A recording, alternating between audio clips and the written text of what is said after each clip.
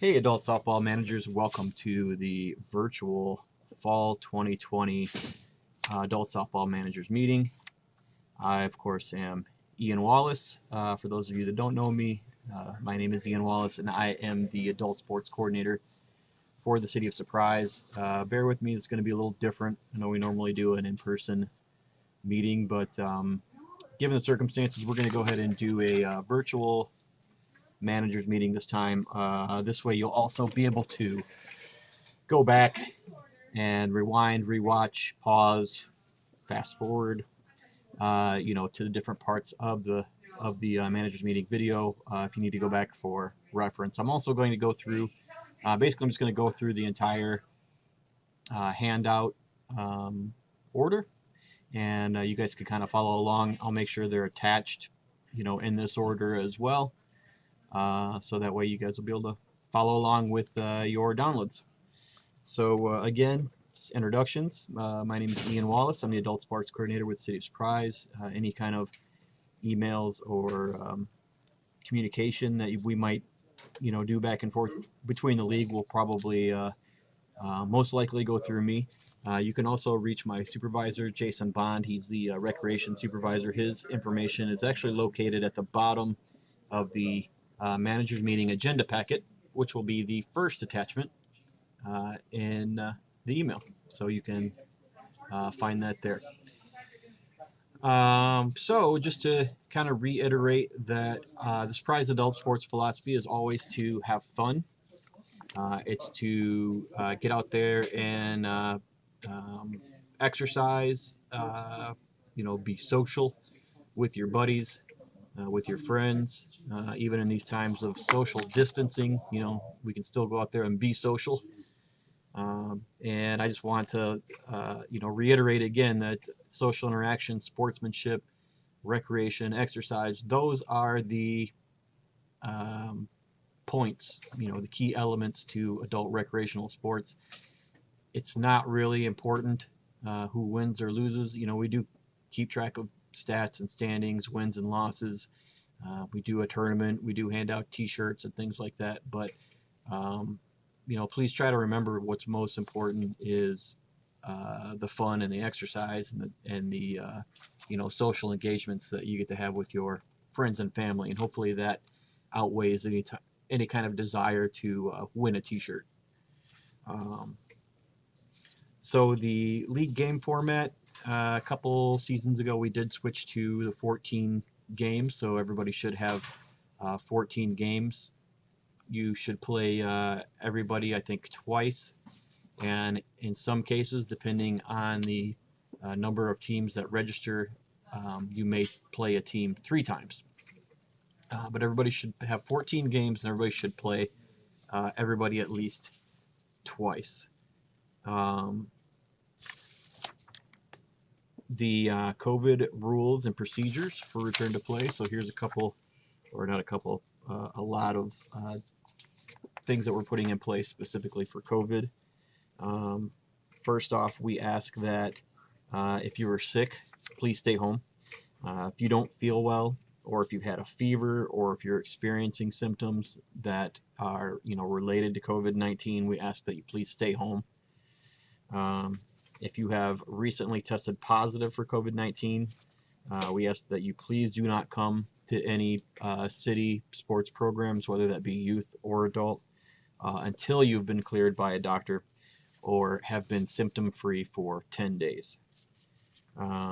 We also ask that if you or someone on your team, has recently played, so say we're in week 2, and you or somebody on your team reports that they have tested positive for COVID-19, we ask that you notify our Parks and Recreation Assistant Director immediately, Paul Free, and Paul can be reached at 623-222-2240. Again, that is in the course of the season. If one of your teammates or yourself has reported or has tested positive for COVID-19, we ask that you please give Paul a call and let him know, and then that way we don't get as many people involved in the chain as far as knowing your personal health information. So some of the things that we do recommend is, well, first we're going to be following all of the most recent CDC, state, and local guidelines. So just kind of know that if something does come up and change, we are going to probably adapt and change with it. When we first started this, they were saying that there's not going to be any spectators allowed. Now they're saying that there's going to be one. So just things like that are examples of how the situation does change almost daily. So we'll keep you updated if any of those changes do come about. We want to ask you to please inquire with your players. Make sure that you're asking your players to let you know if they don't feel well before a game. That way you can notify us if need be. We also want to ask that you limit the sharing of equipment. This is really probably going to come into play most, I know, on my teams that I play in, especially co-ed. Usually there's about 3-4 really good bats on the whole team. And people kind of tend to use those 3 or 4 bats. We're recommending that you do not share your bat this season. And if you do, we're recommending that you do sanitize it between uses, just out of, out of abundance of caution or safety there. We're asking that you do not arrive any sooner than 10 minutes prior to games. I know a lot of you guys like to get there 20-25 minutes ahead, kind of get warmed up and get stretched out. I know it's going to be a little bit different, but just again, we're asking to, in order to maintain social distancing, we're asking that you not arrive any more than 10 minutes prior to the start of your game. We're asking that there are no high fives, handshakes, or fist bumps. I know this is going to be kind of hard too.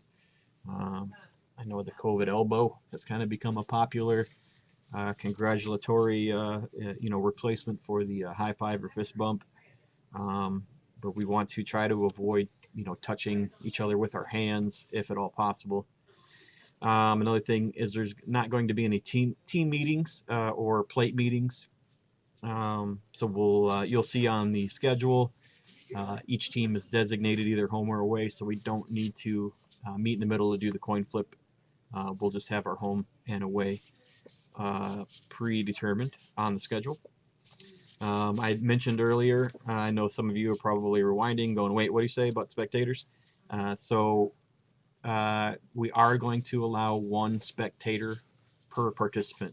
The idea is that we're trying to keep it under 50 people per each field. Children are considered spectators. So take that into account as far as your 1 spectator per participant. We really need you to help us out on this and limit 1 spectator per person. If we do exceed numbers and it does get too busy out there, upper management have said that the possibility is there to shut the league back down if it gets out of control with too many people, too many spectators. So again, 1 spectator per participant, please. And children, we are counting children as spectators.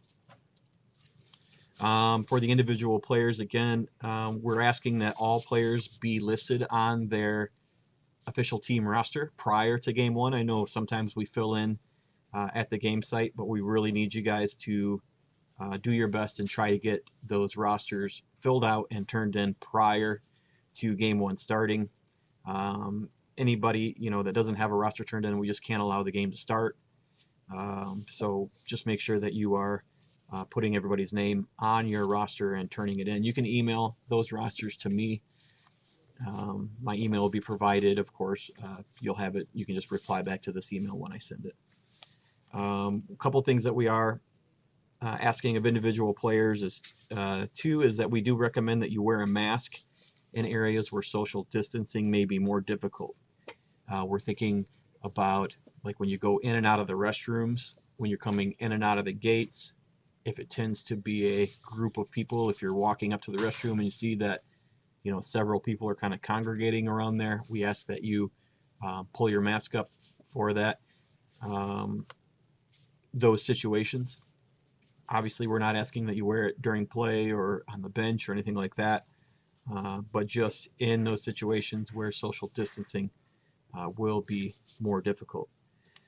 Please remember to be respectful to staff, officials, teammates, opponents, anybody who's out there that may still be uncomfortable. I know a lot of people feel very differently. There's very different opinions about everything right now as far as COVID goes, as far as the effectiveness of masks, of vaccines. You know, there's a lot of different opinions out there, and we aren't really interested in proving who's right or wrong.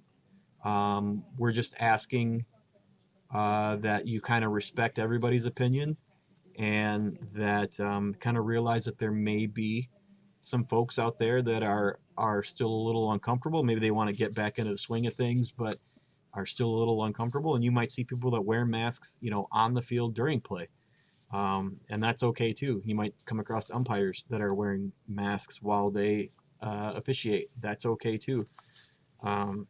So we just ask that you be respectful of everybody's, you know, their own opinion. Maybe everybody just kind of keep their opinions to themselves and just go out there and have fun. So we're asking again if you do not feel well, if you start to not feel well during play, that you let your manager know, and then we ask that you leave immediately. And then that way maybe your manager can let us know that, hey, Tom wasn't feeling well, so he left the game, and then we'll kind of follow up with the team manager. We're asking that we don't use sunflower seeds for obvious reasons this season, spitting the seeds around, things like that. Remember to, you know, refrain from touching your eyes, your nose, and your mouth as much as you can when you're out there.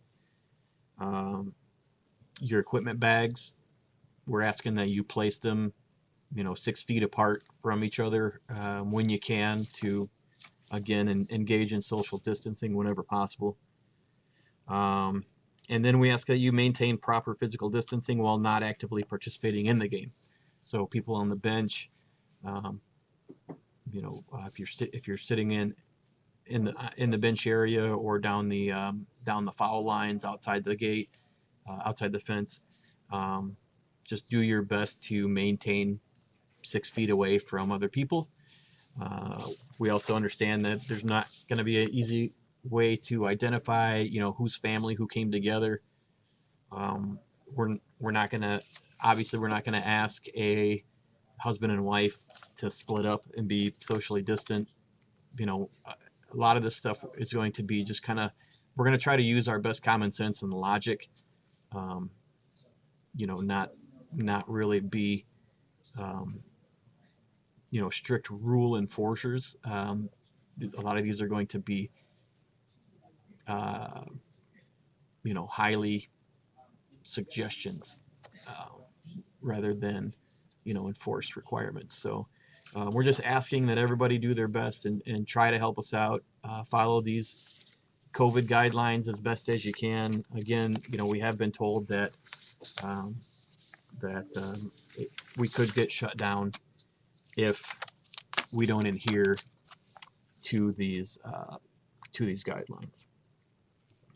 Some other kind of FAQs that we get a lot about COVID and return to play out there. We are going to leave the bleachers out there, but we do want to let you know that those essentially will be used at your own risk. We are recommending that everybody bring their own chair or something like that to sit in, but the bleachers will be there. Just know that those are not going to be sanitized in between games or in between events. So it is kind of sit there at your own risk. But we do recommend that you do bring a chair to sit in yourself. Is everyone required to wear a mask? That keeps getting asked too. So participants, while you're participating, while you're on the field, no, we're not requiring you to wear a mask. We are asking you to wear a mask when you come in. we are asking you to wear your mask as you leave. We're asking you to wear your mask when you go in and out of the bathroom. Places like that where social distancing will be difficult. We're asking you to please wear your mask in those situations. Spectators, we went over that just to clear it up in case you did get an earlier message from us that we were not allowing spectators. That has been changed. I did mention earlier that things are going to change. We may get, to the midway through the season and they tell us that, 2 spectators are okay. I don't know. Again, things are kind of changing week by week, sometimes day by day. But as of right now, it is 1 spectator per participant is what we'll be allowing. Another kind of big thing to throw that out there is that we are not providing water jugs this season. So make sure everybody out there, tell your teammates to make sure that they're bringing plenty of water. We will have emergency water on hand, in the event of an emergency. We'll have a few bottles on hand where, we can clean a cut or something like that, or somebody passes out from dehydration or something. We'll have a few emergency water bottles out there, but we won't be bringing the big jugs of ice water out there this season, just due to the potential for, the spread of COVID. Will the city be doing temperature checks before each game? We're not doing that. We're asking that, if you feel like you have a fever, please take your own temperature before the game. If you're over 100 degrees or more, we ask that you stay home and report it to your team manager, and that way they can report it to us. But we are not doing temperature checks at the game. Another thing is we are asking that people use the hand sanitizer stations that we'll have set up out there. Whenever possible, whenever you think that that it is appropriate, we ask that you use those, many times throughout the night, whenever you feel that that you may need to use hand sanitizer. So again, we will provide hand sanitizing stations, and then we do encourage you as a team to bring your own hand sanitizers and disinfectants, especially if you're going to be sharing equipment like the bats.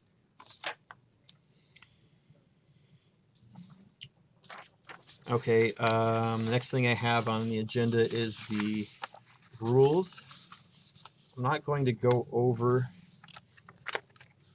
all of the rules. I'm kind of going to go over maybe a few of the rules that get asked about a lot.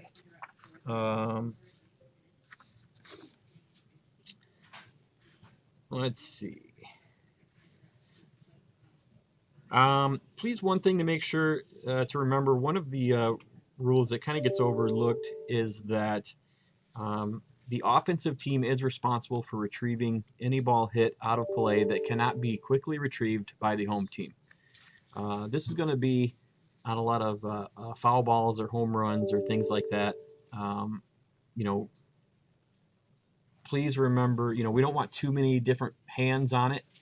So if we can, please make sure that we're going to get those foul balls and those home runs, and that we're not, sending the kids out to grab them this time.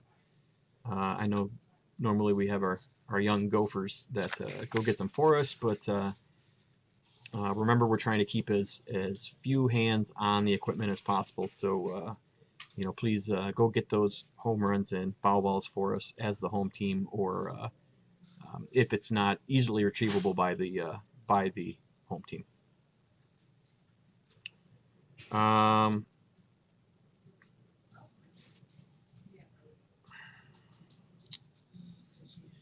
Remember, co-ed, if a male player is walked during his turn at bat, he automatically goes to second with less then if there's less than 2 outs, then the female batter that follows him must bat. If there are 2 outs, then the female batter has the option of batting or being awarded first base. I know that comes in a lot as far as the if there's 2 outs or not. Another thing that gets brought up a lot is the courtesy runners. So let's clarify that. A courtesy runner may be used at any time during the game, and the courtesy runner must be the last out, the last player to cross the plate, or a player not in the defensive lineup. I know we added the last player to cross the plate because sometimes the last out, it didn't work out where they were available. So that should clarify that. We shouldn't have any issues with that. One thing I do want to clarify is the how to start in co-ed if we're under the minimum number of game players. So the thing I want to clear up is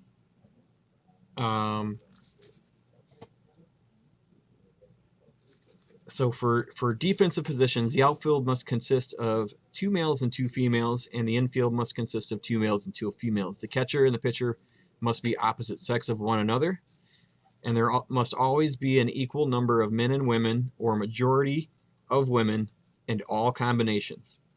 Female infielders on defense have the option of playing in the dirt or the grass. Okay, this was one thing I want to clarify, go over as well. In co-ed, a female defensive player, so an infielder that's playing first, second, shortstop, or third that is female, always has the option to play with her in the grass, her defensive position in the outfield. A male defensive infielder always has to play with his heels clearly in the dirt of the infield. If a female defensive player wants to play in the outfield against a male batter, that's okay.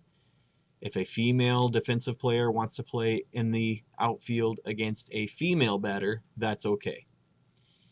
A male batter must always start the play with his heels clearly in the dirt. A female batter always has the choice. I know sometimes it gets confusing. Sometimes people think that a male batter can start in the outfield against another male batter. That's not true. Sometimes people say that the female infielder must start with their feet in the dirt if it's a female batter. That's not true. Again, let me make it simple and reiterate that a male infielder must always, under all circumstances, start with his heels clearly in the dirt. A female infielder always has the option no matter what. And then I know we do allow, there's one scenario basically where a team can play with more males than females, and it has to follow, first off, the opposing manager has to agree. So if the other manager says no, then you're just going to have to forfeit because you didn't show up with enough players. But if the other manager does agree, this is how it goes. No females are allowed in the outfield in this scenario. So this would be if you have 8 players and you have 5 males and 3 females.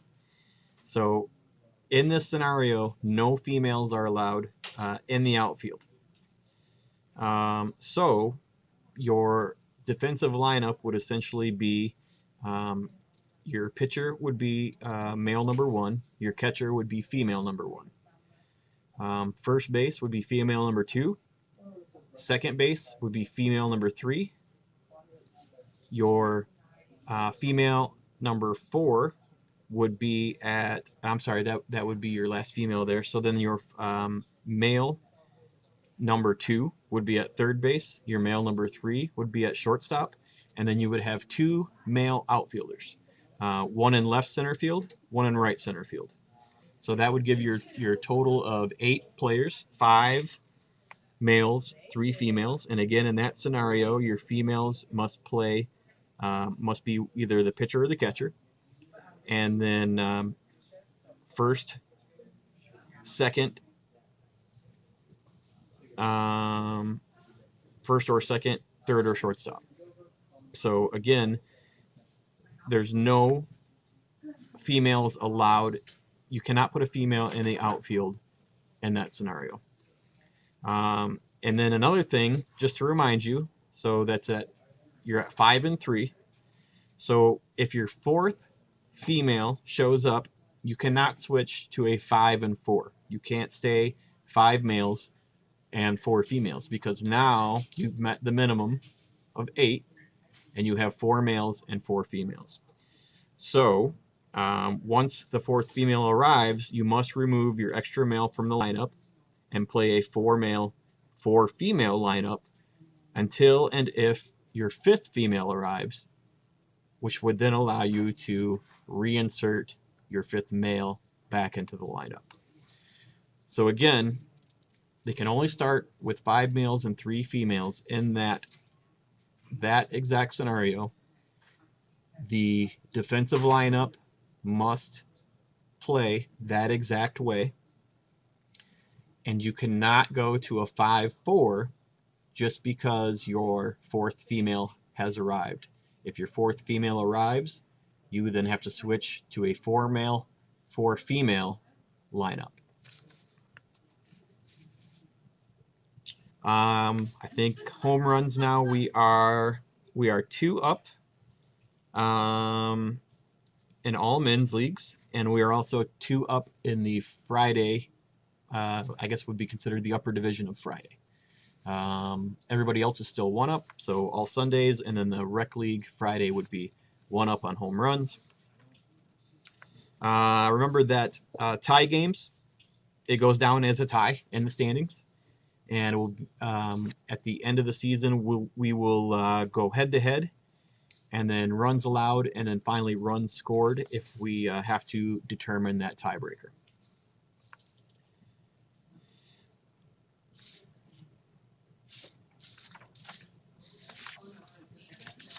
Remember the safety commitment line for co-ed only.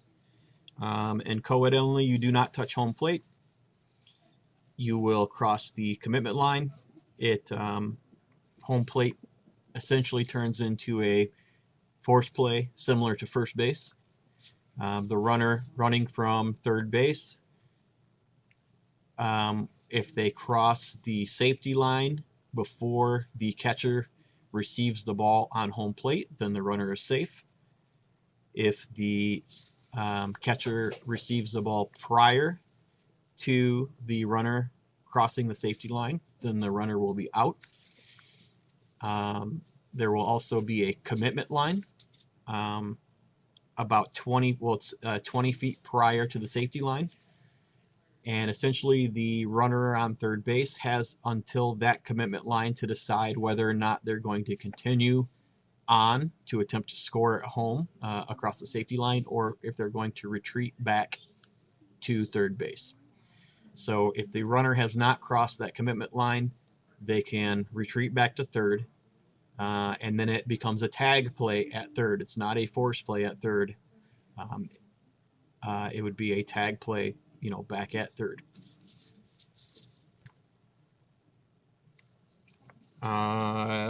That's about it. Well, you know what? I also wanted to reiterate too that it's real important this time to make sure that you guys are filling out and turning in the roster change forms. So if you do have any additions or subtractions to your roster, please make that change on the form and either submit it to me via email or turn it into the staff out on site. But we really want to make sure that we do a good job of tracking and knowing who's in the league this season, obviously for safety reasons. So one thing that's kind of different, you guys will notice that on the schedules, I guess we can move ahead to the schedules. One thing you'll notice that's kind of different on the Fridays and Tuesdays is that instead of starting at 6 and 7 p.m. like we normally do, we're starting at 5:45 and 6:45 p.m. this season.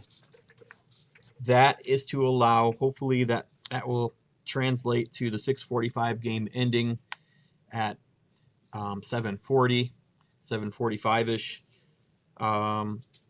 That will give us an opportunity to try to get as many people out of the park as possible before the next league comes in for the 8 and 9 p.m. game. So those will be the same as normal, starting at 8 and 9. We're trying not to get you guys out of there any later than normal, but just know that the normal 6 p.m. and 7 p.m. start times have been pushed back 15 minutes. So we'll start at 5:45 and 6:45 instead of 6 and 7. And again, that's hopefully to just alleviate the sheer number of people coming and going, at the same time. You'll also notice that this season that I did your doubleheader is against the same opponent. So, for instance, Tuesday, C Division starts 5:45 and 6:45. So your 5:45 game, Hood Rats will play Faded for 5:45. You'll stay on the same field. Hood Rats will play Faded again at 6:45. Again, we're doing this just to limit the sheer number of people that each participant is exposed to each night. So normally you would play, Hood Rats would play Faded, and then Hood Rats would play Hit Squad in game 2, and then Faded would go on and play the Misfits. Well, the way we started looking at it is that, all those people, were exposing everybody to basically 3 times the amount of people every night if we continue on the same way we've always done it. If we do it this way, you're only exposed to the maximum of 18 players on the other team and that same official each night, rather than 2 different officials and the possibility for 36 different people in addition to the 18 on your team. So again, it's just a sheer numbers thing. We're just trying to do the best that we can to keep you guys as safe as possible. Thursday night men's,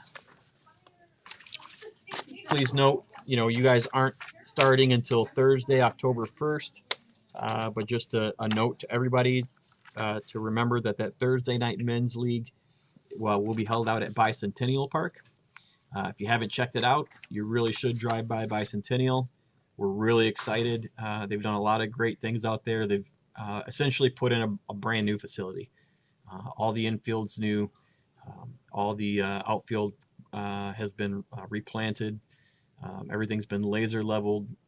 Fences have been adjusted. Dugouts have been refurbished.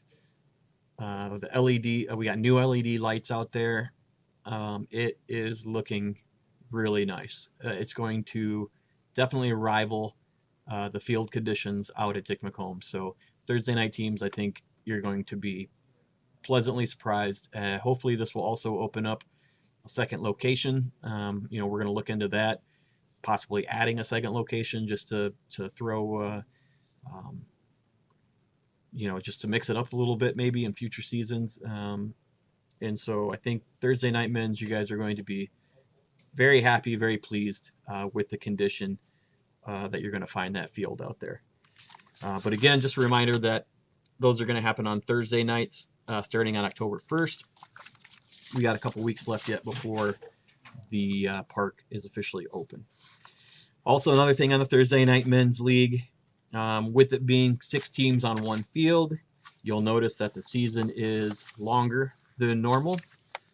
We did try our best to get you a doubleheader every night, but you will see that there's going to be probably one team each night that only plays one game. And again, that's just because we got 6 teams trying to get in 6 teams with 4 game times. but I think, like I said, you'll check it out, and it didn't happen too much to any one team. We tried our best to spread it out, and most of the time you will be playing 2 games. The rain out hotline is listed on the top of the schedules of each schedule. So the number is 623-222-2238. That is also my supervisor, Jason Bond's desk phone. So during the week, if you do call that number, you'll get Jason. If there's any threat of weather or any reason that we may decide we need to cancel, you can also call that number, and then during those times, Jason will update that number, the voicemail on that number, to reflect whatever the current situation is, as far as if it's weather, if it's COVID, if it's for whatever reason, if we're going to delay or cancel a game. Number again is 623-222-2238, and again, you can find that listed on the tops of your schedules as well. Sorry, it's kind of going in reverse here. So,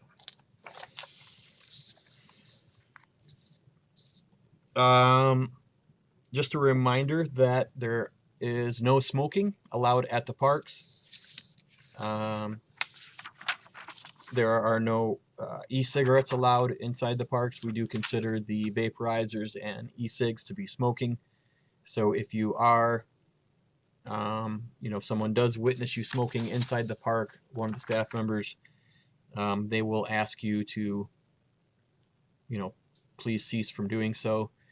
And if it's an issue where we got to ask the same person over and over, then we may, have to take further action against that person. We'll more than likely probably just find out what team they're from, and then I'll meet with the manager, kind of let them know what's going on, and then the manager can let the individual player know, that they may be facing discipline up to or including, suspension from the league for not following the league rules. So no smoking, no e-cigarettes out there, and most importantly, you cannot bring beer or liquor into the park.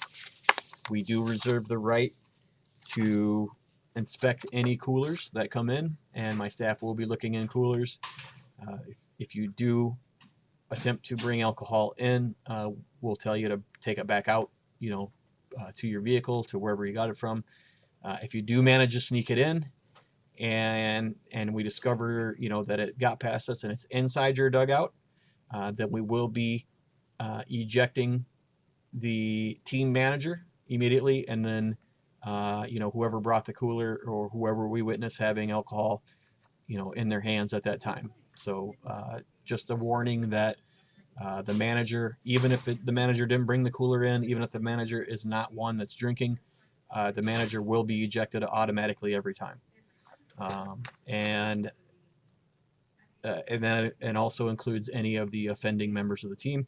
If this puts you under the minimum number of players that you need to play, then unfortunately you would also forfeit the game. So don't bring alcohol out. Don't bring it into the park.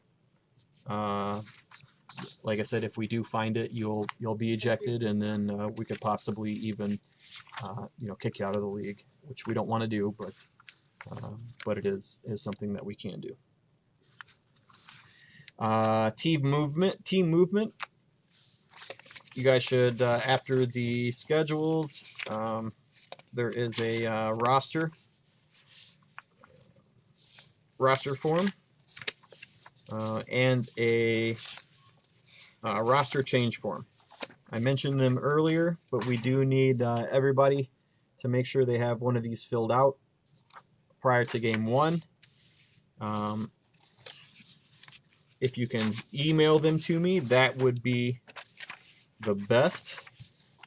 If if that's not possible, you can also turn them in the night of on game 1. Just be aware, forewarned, that we won't allow you to take the field, until until that is submitted. So the other form that we have will be included. And I'm sorry, I thought I had one here, but must have thrown it out on accident. Is the roster change form, and you're just going to use that. It essentially looks, it's very similar to this form, except for it's only got space for 3 at a time. So anybody that you add to your roster, you're going to fill out a form. You can add up to 3 people at a time. If you want to squeeze, if you add 4 people, 5 people, and you want to squeeze their names on there, that's fine. It's not like it's a limit of 3 or anything like that. It just that fit well on the paper. So, but you do have to fill one of those out, you know, for the players that you're adding.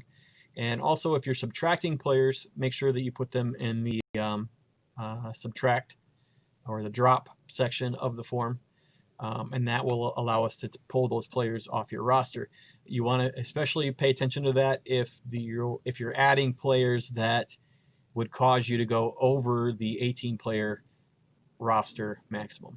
So if you already have 18 players and you want to add 2, you have to drop 2 because you can't have 20 players on your roster.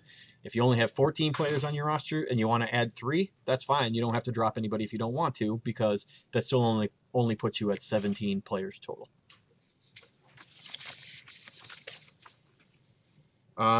Remember that you cannot play for more than one team in the same division. For instance, on Friday night this season, Cleats and Cleavage has a team in the CD League, and they also have a team in the Rec League. Now,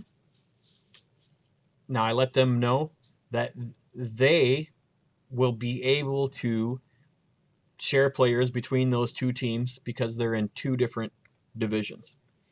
But let's say in the Rec League, Emily Glenn, who is the manager of Baby Got Back Pains, let's say Emily Glenn called me and said, "Hey, I want to add another team." If we were still taking teams, I want to add another team, and I want them in the same division. Well, that would be okay. Emily could add. She could have 2 teams in one division, but Emily couldn't play for both teams. And then anybody that played for Team A could not also play for Team B. Why? Because both teams would be in the Rec division. But again, in the case of Cleats and Cleavage, there is one team in the Friday CD division, and there's one team in a Rec division, so they could share players. So if you got any questions on that, let me know, and I can try to clear that up a little bit better. But I know that can get a little bit confusing as far as players that are playing on multiple teams.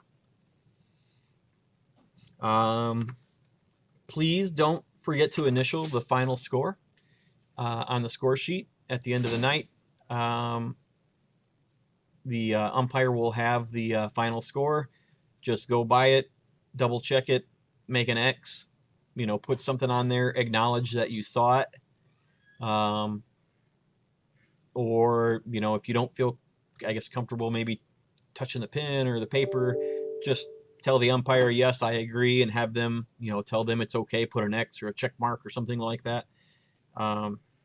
It just makes it so much easier, because if you guys don't double check, what will happen is that the score will get reversed, it will get reported wrong, and then I put the standings out, and then you don't notice until you see the standings, and then essentially it makes it to where we have to redo the standings. So if you please just double check the final score at the end of each game and confirm that the final score is correct right then and there. That way we don't have to go back and change the standings quite so much, and we don't have as many people going, hey, you had us down losing 8-7, but we actually won 8-7. Well, then I'll go back and look at the score sheet, and then neither one of the managers had initialed or checked. So if you can check that, it will make sure or ensure that the standings get out faster more efficiently and are more accurate with the information contained within. So last but not least in the packet, we do have the newest ASA not approved bat list. You'll find that again the very last page. Please look that over and make sure that you guys aren't using any banned bats for this year. Oscar especially prides himself on being able to spot the banned bats, so just know that to him it's it's something that he likes doing. He likes seeking those out, so if you try to bring them, he's going to find them. If we believe that it was brought in by mistake, we're simply going to ask you to take it out of the rotation, not use it anymore, not bring it anymore.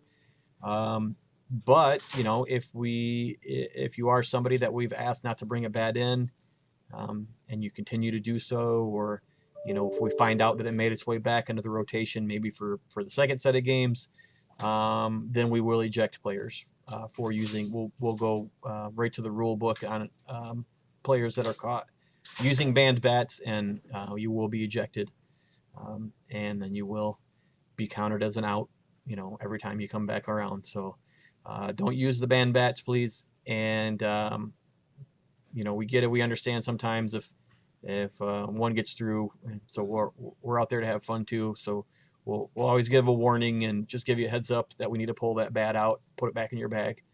And again, we're not looking to throw anybody out or anything like that unless somebody is blatantly trying to skirt around the rules or cheat. So again, that's about all that I have for this managers meeting. We'll post this along with all the other attachments online. I'll send out a link, a YouTube link probably for this video, and then we'll also see about getting the video posted on our website right along with the forms that you can download. So I look forward to seeing everybody again. I hope everybody's happy and healthy and ready to come back and have fun.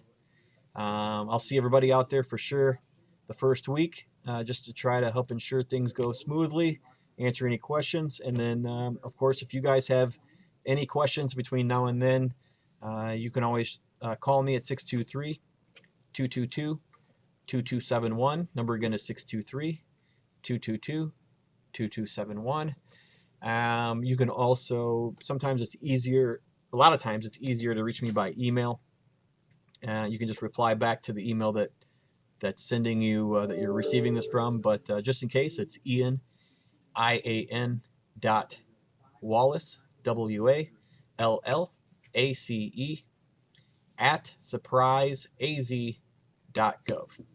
All right, I look forward to seeing everybody, and again, if you got any questions, please do not hesitate to send them to me.